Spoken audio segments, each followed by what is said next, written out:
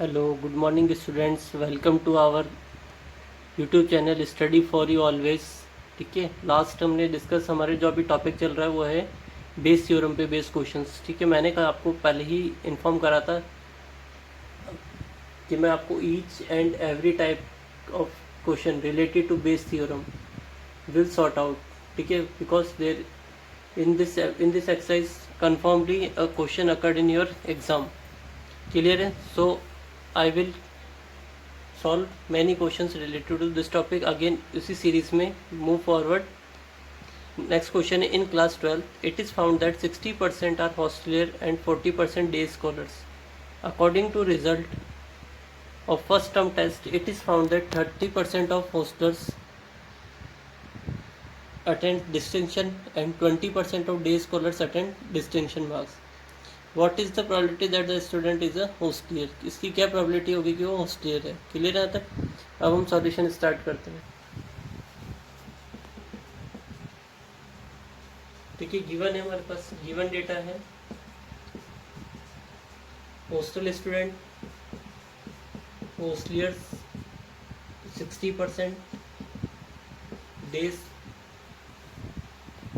Day scholars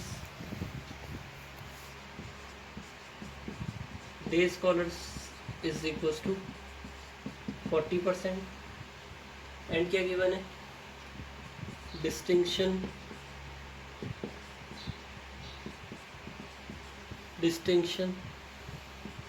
bye hostellers. ठीक है, 30%, distinction by day scholar is equals to 20%. What is the probability that the student is a hostelier? ठीक है, हमें क्या distinction marks निकालना है और वो भी क्या होना चाहिए? हॉस्टलर्स होना चाहिए। तो फाइंड हॉस्टलर्स का आपने किससे शो करा? E1 से। हमें फाइंड करना है प्रॉबिलिटी ऑफ E1 और क्या होना चाहिए?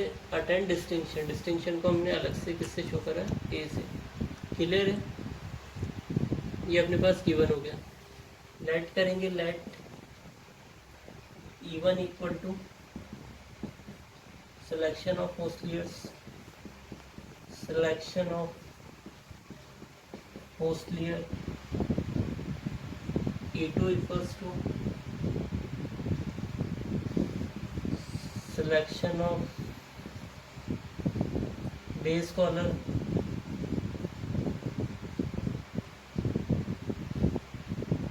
A equal to selection of student, selection of student getting distinction mark.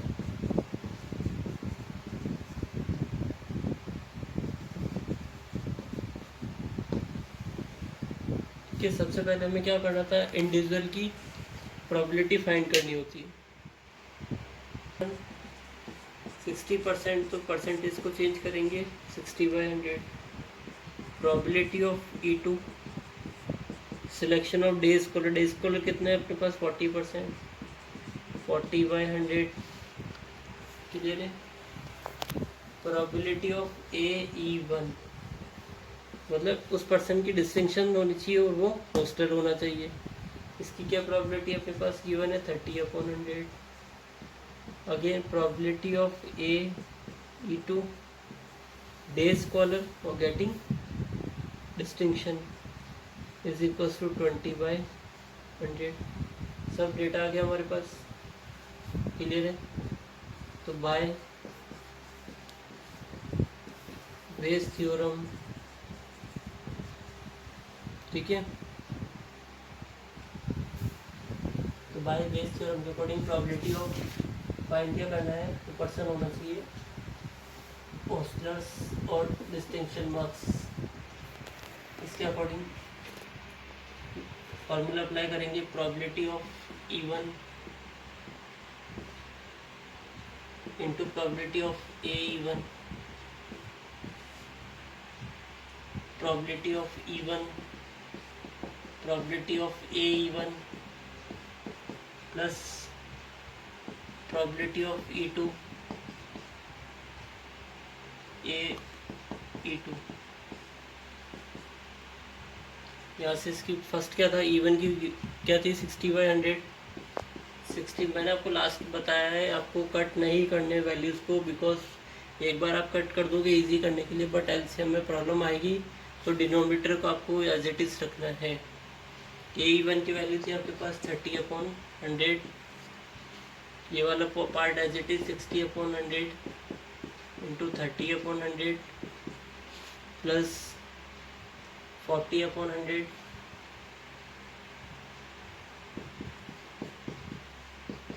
Into 20/100। Clear है यहाँ तक?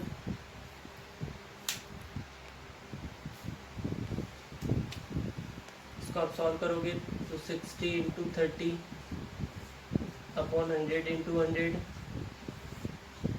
नीचे LCM is 100 into 100, 60 into 30 plus 40 into 20। Further solve करोगे 60 into 30 into 100 into 100, 60 into 30 1800 plus 800 into 100 into 100। तो probability of E1 A equals to 100, 100 cut, 100 to 100 cut, 60 into 30 divide में आएगा 2600, 0 to 0 cut, 0 to 0 cut, 6 into 3/26, 2 से 30 time, 2 से 3 time, answer is 9/13।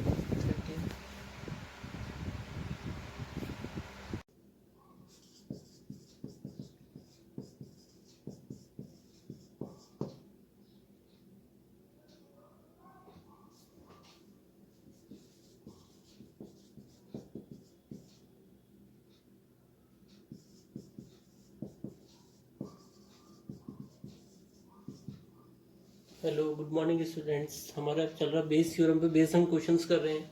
ठीक है, last अभी तक मैंने आपको कुछ क्वेश्चंस कराए थे, वो प्रीवियस ईयर्स के पेपर्स में जो क्वेश्चन आए हुए हैं, ठीक है, सीबीएसई के साइड पे, और वो मैंने आपको करवाए हैं। ठीक है, अब आज एक्सरसाइज में कुछ 1 और 2 क्वेश्चन मुझे डिफरेंट मिले हैं, वो करेंगे। उसके बाद हम वापस 4 रिमेनिंग आपके पास अभी जो प्रीवियस ईयर्स के पेपर्स में 2 और 3 क्वेश्चन और रिमेनिंग है। ठीक है, उनको मैं एक बार आपको और कंप्लीट करवा दूंगा, तो अपने पास बेस थ्योरम से आपको जिस टाइप का भी क्वेश्चन आएगा आपको क्लियर हो जाएगा। ठीक है, कि आपको किस कंडीशन का है और कैसे आपको उसको सॉर्ट आउट करना है। क्लियर है यहाँ तक? बस आप क्वेश्चन, मैं चाहता हूँ कि बस मैं आपको सारे क्वेश्चंस करा दूँ, ताकि आपको क्या हो जाए, एक बार आइडेंटिफाई हो जाए कि भाई इस अकॉर्डिंग हमारे पास ये क्वेश्चन आएगा और हम इसको ऐसे सॉल्व कर लेंगे। ठीक है, आपको कंसेप्ट मिल जाए बस उसका। क्लियर है यहाँ तक? एन इंच, क्योंकि बिकॉज एक वन क्वेश्चन तो इससे कंफर्म है कि आएगा आपके बोर्ड एग्जाम में। An insurance company insured 2000 scooter drivers. क्या क्या गिवन है आपके पास? स्कूटर ड्राइवर्स कितने हैं? 2000। 4000 क्या है? Car drivers. 6000 क्या है? Truck drivers. The probability of accident are 0.01। Car scooter से प्रोबेबिलिटी इतनी एक्सीडेंट की, बाय कार इतना, एंड ट्रक से इतना है। One of the insured person meets with an accident. ठीक है, अब देखो आगे, one of the insured person meets with an accident, तो ये क्या बनता है आपका? ए बनता है always. What is the probability that he is a scooter driver? अब देखो इसको क्या फाइंड करना है आपको? प्रोबेबिलिटी ऑफ, वो क्या होना चाहिए? Scooter driver. तो आपको क्या फाइंड करना है? E1/8। स्कूटर ड्राइवर हो, ठीक है, तो हम इसके सबसे पहले जो आपको गिवन है वो आप लिखो। सॉल्यूशन स्टार्ट करते हैं इसका।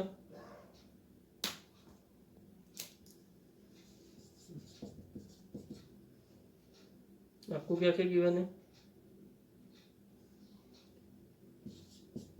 Scooter drivers 2000, car drivers 4000, then truck drivers equals to कितना हो जाएगा? 6000। ठीक है, ये आपको गिवन। अब देखो द प्रोबेबिलिटी, इसकी एक्सीडेंट करने की प्रोबेबिलिटी इतनी है, समझना एक बार, है ना। मतलब सपोज करो इसको मैं पॉइंट हटा दूँ तो क्या लिखूँ, 1/100। 100 टाइम्स इसने ड्राइव करा, 1 एक्सीडेंट हुआ, तो डोंट एक्सीडेंट कितने नहीं होंगे, 99 एक्सीडेंट नहीं करे इसने। ठीक है, 100 टाइम में से कितना अटेंड करा, तो परफेक्ट ड्राइवर हुआ ना। ठीक है, बाकी सब ने देखो उसने 3 करे, इसने 15 करे 100 में से, इसने 100 में से ओनली 1 एक्सीडेंट करा। क्लियर है यहाँ तक। अब देखो आपको क्वेश्चन समझ में आने लग होंगे धीरे धीरे, आई होप। ठीक है, तो अब देखो सैंपल स्पेस लिखना है, तो सैंपल स्पेस क्या होता है, टोटल। तो आपको क्या लिखना है, total number of drivers equals to 2000, 4000, 6000 equals to कितना हो जाएगा, 2 और 4 6 और 6 12,000 आपके पास टोटल ड्राइवर्स आ गए। ठीक है, फिर हम क्या करेंगे, लेट इवन क्या होगा,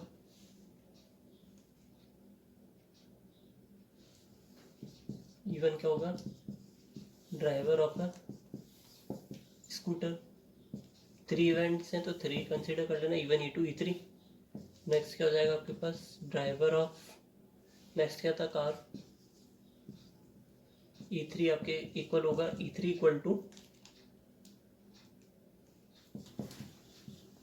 truck driver. A equals to क्या हो गया आपके पास, द पर्सन, यहाँ से देखते हैं, one of the insured person meets with an, the person meets with an accident. ठीक है, यहाँ तक क्लियर है, the person meets with an accident. Clear है यहाँ तक। अब देखो सबसे पहले हमारा क्या होता है, जो E1 E2 E3 हम कंसीडर करते हैं उनकी हमें प्रोबेबिलिटी निकालनी है। तो इस यहाँ से हम कंसीडर करते हैं probability of E1 equal to, total कितना आपके पास, E1 के कितने केस हैं, 2000, टोटल कितना आ जाएगा, 12,000। देखो एक रिक्वेस्ट है, बस इनको कैंसिल आउट मत करना। ठीक है, क्योंकि आपको एलसीएम लेना बाद में प्रॉब्लम क्रिएट करेगा। Probability of E2 equal to, E2 कितने अपने पास, 4000 ड्राइवर है, टोटल कितना अपने पास, 12,000। क्लियर है। नेक्स्ट क्या है, probability of E3 equals to, E3 कितने ड्राइवर है आपके पास, 6000 ड्राइवर है, टोटल कितना है, 12,000। तो 6000 डिवाइडेड बाय 12,000, ये आपकी सिंगल सिंगल की प्रोबेबिलिटी हो गई है। ठीक है, अब क्या बोला इस, ये क्या अपने पास, one of the insured person meets with an accident. अब हमें नहीं पता ना एक्सीडेंट किससे हुआ, कार से, स्कूटर से और ट्रक से। तो हमें probability of A1 AE2 A3 इनको भी फाइंड करना होगा। क्लियर है यहाँ तक। जितने इवेंट है उसके साथ हमें उनको करना पड़ेगा। ठीक है, आपने सिंगल सिंगल का निकाला, अब हम निकालें प्रोबेबिलिटी ऑफ AE1। ठीक है, क्लियर है। अब देखो कितने एक्सीडेंट हुए हैं, इसका मतलब देखो क्या होगा, probability scooter drivers meet when, इसको ऐसे भी लिख सकते हो, probability of scooter driver meet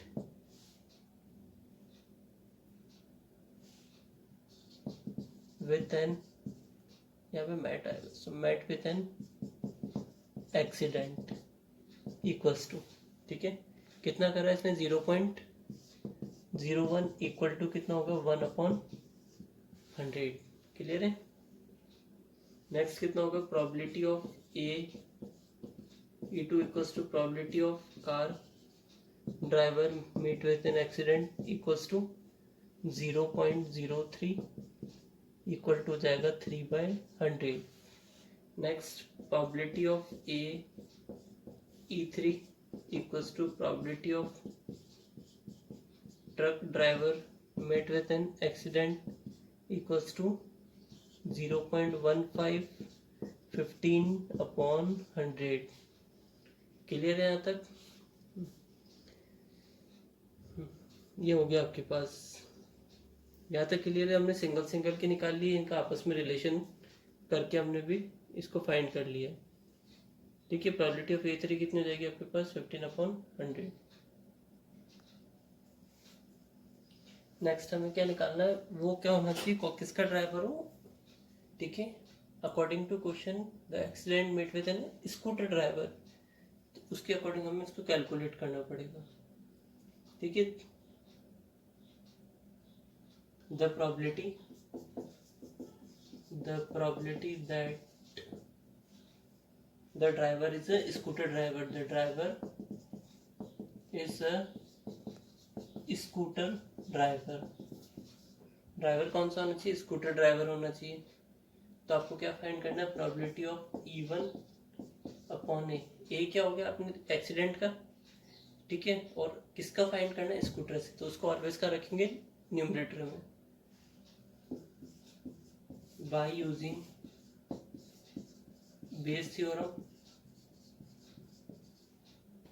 ठीक है, probability of E1/A equal to क्या होगा, probability of E1, probability of E1।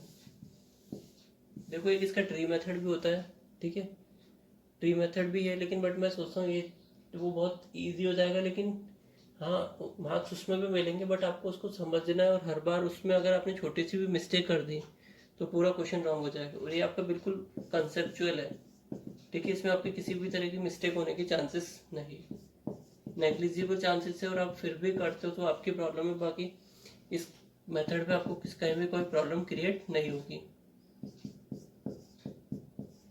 अब आप लोग कितना पढ़ाई कर रहे हो ये तो आप लोग ही जानते हो, ठीक है, हमारी रिस्पॉन्सिबिलिटी आपको वीडियो प्रोवाइड कराना है, बट आप उसको कितना यूटिलाइज कर रहे हो उस टाइम को अपने, वो आपके ऊपर डिपेंड है। Probability of E3, probability of A/E3 clear है यहाँ तक। अब देखो जो जो चाहिए आपको वो देखना। प्रोबेबिलिटी ऑफ E1 कितना है, 2000/12,000। प्रोबेबिलिटी ऑफ E2 कितना है, 4000/12,000। प्रोबेबिलिटी ऑफ E3 कितना है, 6000/12,000। क्लियर है यहाँ तक। प्रोबेबिलिटी ऑफ AE1 कितना है आपके पास, 1/100। प्रोबेबिलिटी ऑफ AE2 कितना है आपके पास, AE2 आपके पास हो जाएगा 3/100। प्रोबेबिलिटी ऑफ A3 कितना हो जाएगा आपके पास, 15/100। सब कुछ गिवन है, आपको इसमें वैल्यू पुट करनी है।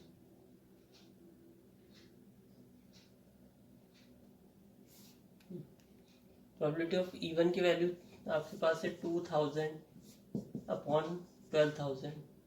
अभी आपको ऑटोमेटिक समझ में आ जाएगा कैलकुलेशन में क्यों कट नहीं करता हूँ, ठीक है। इसकी वैल्यू होगी 1/100। इस फर्स्ट वाला केस तो एज इट इज आ जाएगा आपके पास 2000/12,000 1/100।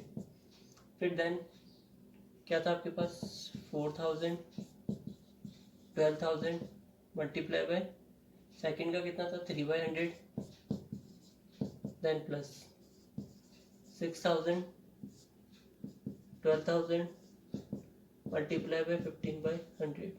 अब देखो 12,100 12,100 12,000 ये एलसीएम आ जाएगा, ऊपर भी ये कॉमन है, ऊपर न्यूमरेटर में आपको जाएगा 2000/12,000 इंटू 100, यहाँ से आउट हो जाएगा 1/12,000 इंटू 100।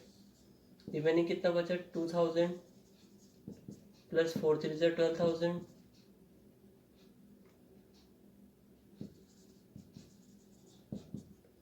15 6 90, ठीक है। 15 6 कितना जाएंगे 90, 1 2 3। अब मैंने पहले बताया ये वाला नंबर ये नंबर इससे कट हो जाएगा, तो रिमेनिंग आपके पास क्या आया 2000 अपन देखो 12 और 2 हो गए 14। इसमें आप इसको पुट करोगे तो आपके पास क्या आंसर आ जाएगा, देखो 2000 14,000 14,000 इसमें आप ऐड कर दो, 30 तो एज इट इज 1 2 3, ठीक है 1 2 3 12 to 14 14 और 90 कितने हो गए 104। 30 से 30 कैंसिल, आंसर आ जाएगा 1/100। 52। यहाँ तक क्लियर है? ठीक है, तो आंसर क्या आ जाएगा आपके पास 1/52। क्लियर है? अगर देखो आपको कोई भी प्रॉब्लम है तो प्लीज़ इस वीडियो को आप वापस रिपीट करके देखो और आपके अभी कंसेप्ट क्लियर कर लो। मैं आपको बिल्कुल बेसिक से आपके प्रीवियस ईयर और एनसीईआरटी दोनों ही कंप्लीट करवा रहा हूँ।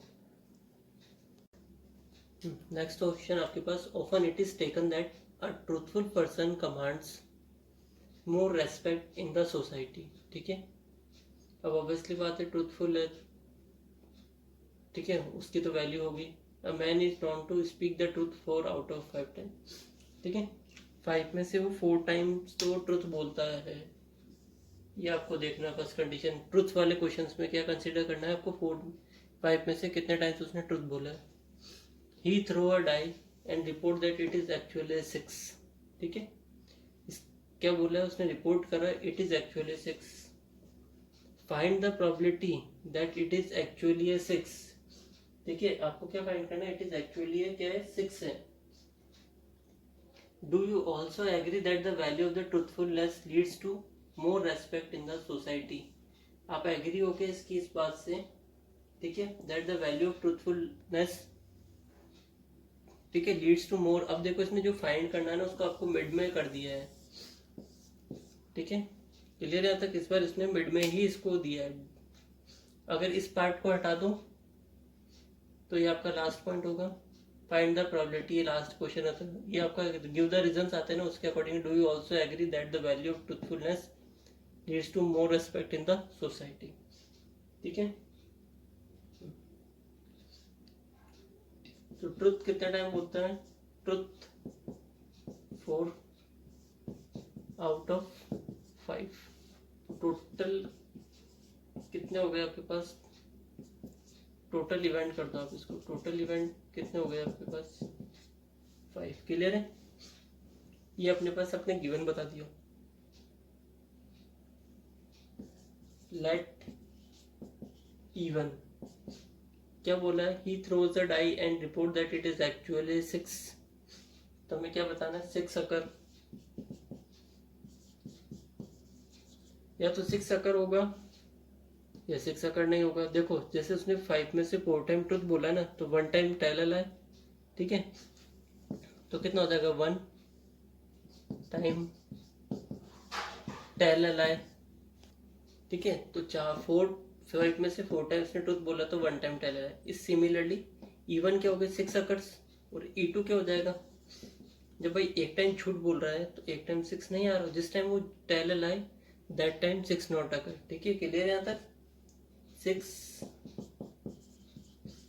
Does not occurs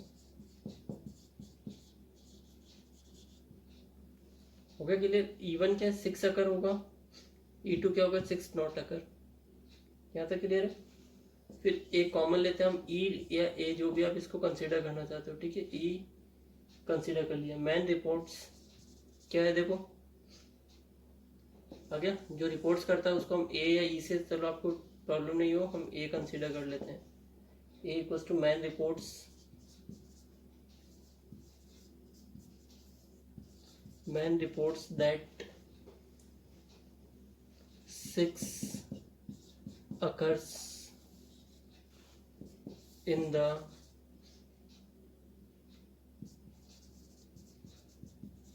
throwing of the dice। ठीक है, man report that 6 occurs in the throwing of the dice। यहाँ तक क्लियर है?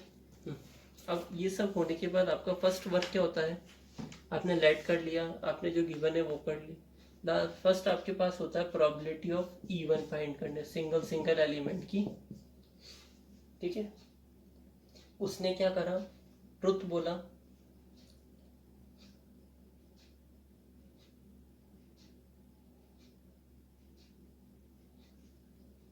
अच्छा 6 अकर्स की बात कर रहा है ना, अकर जो देखते हैं अपन उसी के अकॉर्डिंग चलते हैं, तो प्रोबेबिलिटी तो कितना हो जाएगा, 1। 6 कितने टाइम आता है, 1।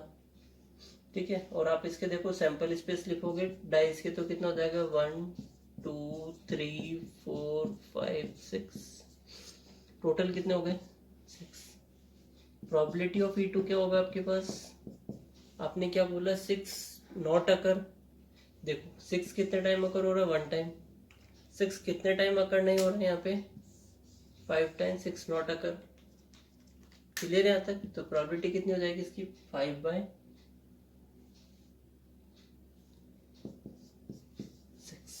क्लियर है यहाँ तक?